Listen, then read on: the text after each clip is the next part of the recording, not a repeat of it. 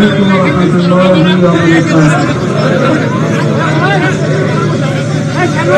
الحمد لله وكفى وسلام على عباده الذين اصطفى. أما بعد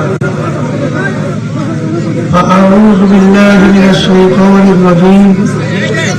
بسم الله الرحمن الرحيم. وتعاونوا على البر والتقوى ولا تعاونوا على الإثم والعدوان. صدق الله العلي العظيم. সবাই দুরূদ শরীফ পড়ি। আল্লাহুম্মা সাল্লি আলা সাইয়্যিদিনা ওয়া হাবিবিনা ওয়া মাওলানা মুহাম্মদ সাল্লাল্লাহু আলাইহি ওয়া আলা আলিহি ওয়া আসহাবিহি ওয়া বারাকা সাল্লাম। আজকের এই নির্বাচনী জনসভার সভাপতি, মঞ্চের বিভিন্ন পর্যায়ের দায়িত্বশীল, সামনে উপস্থিত রয়েছেন ইসলাম প্রেমিক, দেশপ্রেমিক আমার ভাইরা। দেশ স্বাধীন হলো 54 বছর চলছে। এই তিনটা আমাদের আশা আকাঙ্ক্ষা একটাও বাস্তবায়ন হয় না। বরঞ্চ আমরা যেটা দেখেছি, এদের পরিচালনায় এই দেশটা একবার দুইবার নয়, 5 বার চোরের দিক থেকে তাম দুনিয়ার ভিতরে ফাস্ট হয়েছে। এদের পরিচালনা আমরা পেয়েছি হাজার হাজার মায়ের কোল সন্তান হারা হতে।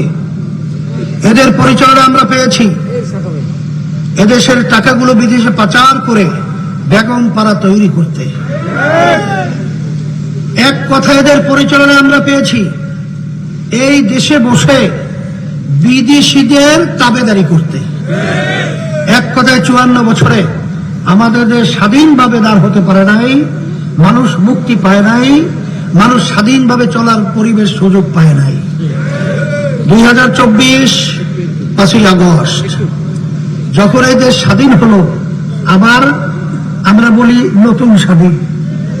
এই স্বাধীনতার পরে এই দেশকে গঠন করা, মানুষ বিভিন্ন অত্যাচার জুলুম থেকে মুক্তি পাওয়ার একটা সুযোগ তৈরি হয়েছে।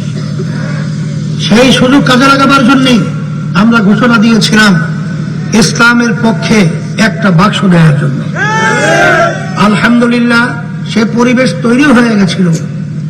যখন নাকি পরিবেশ দেখলো আবার আর এক শ্রেণীর স্বার্থন্বেষী মহল ক্ষমতার লোভে তারা আমাদের ইসলামের নামের বাক্সকে ছিনিয়ে নিয়ে গেল।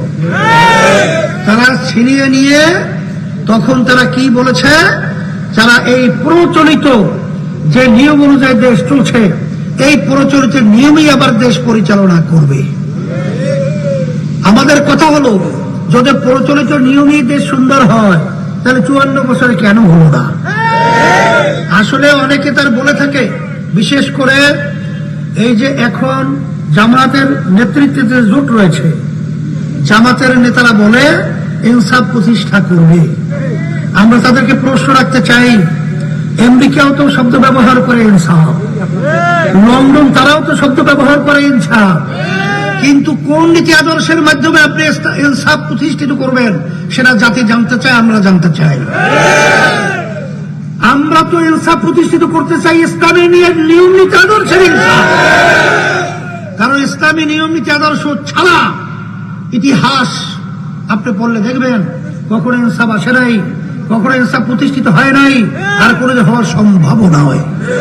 তাই সেদিক থেকে আল্লাহ রহমত আপনাদের দোয়ায় আমরা যে উদ্দেশ্যে 71 পথ চলছিলাম, 71 আমরা সমঝোতায় ছিলাম ইসলামের স্বার্থ এবং বাংলাদেশের মানুষের স্বার্থ, দেশের স্বার্থ। কিন্তু এই স্বার্থ যখন বিলীন হয়ে গেল, তখন আমরা আবার ইসলামের স্বার্থের জন্য, দেশের স্বার্থের জন্য, মানুষের কল্যাণের জন্য আবার আমরা একা হতে বাধ্য হলাম। ইসলামী আন্দোলন বাংলাদেশ আজকে আমরা হাত পাকা প্রতীকে এই রৌমারীতে এবং কুড়িগ্রাম সহ সারা বাংলাদেশের মধ্যে অনেকে হয়তো মনে করতে পারে আমরা একা হয়ে গেছি। না, আল্লাহর রহমতে আমরা একা হই নাই, আমাদের সাথে আল্লাহ রয়েছে। আমরা একা হই নাই। আজকে বাংলাদেশে যারা ইসলামকে ভালোবাসে তারা আমাদের সাথে রয়েছে। আমরা একা হই নাই।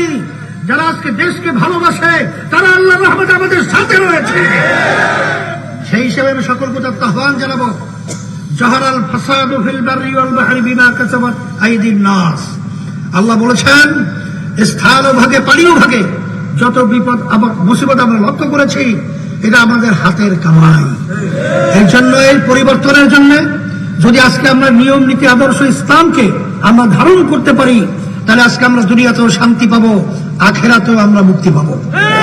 সেই লক্ষ্যে রৌমারী কুড়িগ্রামে আমি যেটা দেখেছি, এই রৌমারী কুড়িগ্রামের ঘাঁটি ইসলামের ঘাঁটি।